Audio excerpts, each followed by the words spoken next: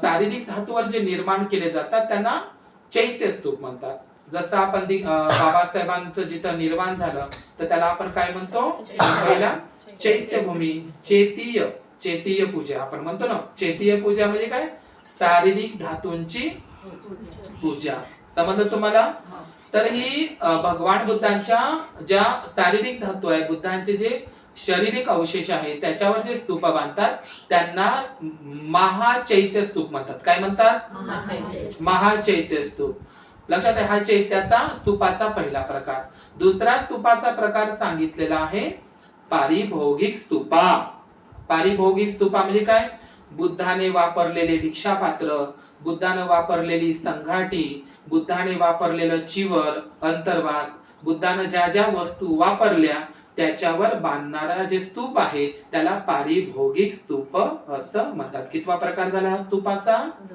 दुसरा.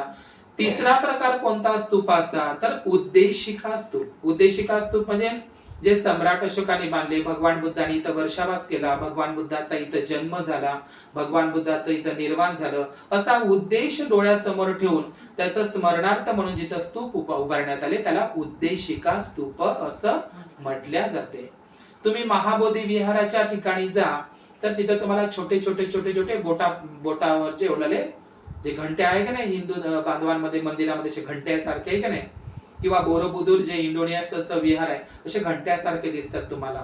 तर जे छोटे छोटे स्तूप आहे किंवा आजच्या आधुनिक काळामध्ये त्यांना शिवलिंग म्हणतात, तर ते शिवलिंग नाही आहे, तर ते आहे मनोती स्तूप. मनोती स्तूप म्हणजे जे त्या काळातले उपासक उपासिका मोठे मोठे स्तूप बांधू शकत नव्हते तर ते लहान लहान स्तूप निर्माण करत होते आणि त्याला मन्नत म्हणून एक मनोती स्तूप ते आजही बुद्धगयेला तुम्हाला सगळीकडे